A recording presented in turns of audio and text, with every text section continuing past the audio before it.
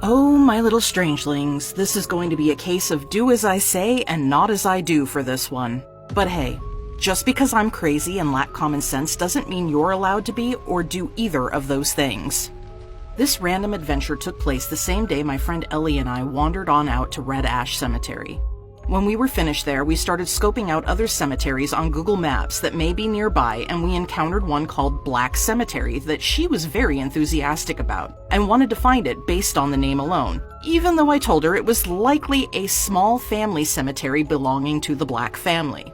We followed the blue line dutifully on Google Maps and found ourselves in some random person's driveway, embarrassingly enough, where we encountered 3 or 4 men who had just finished up pressure washing the home at the top of the hill.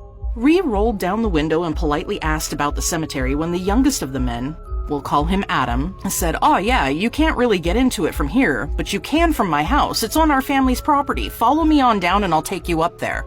This is where all common sense left the fucking building, because Ellie and I exchanged a look and said, "Really?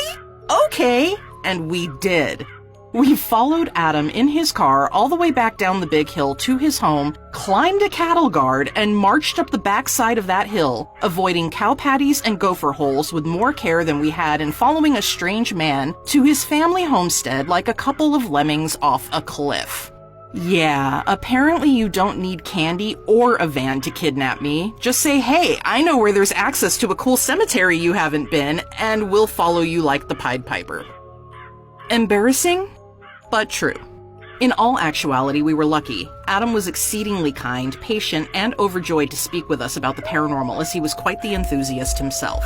We were in safe and capable hands that day, the goddess preserve us, because we had no mind to. And the reward was indeed to get to see a cemetery that is on private property being reclaimed by the land and falling into a rather sad state of disrepair.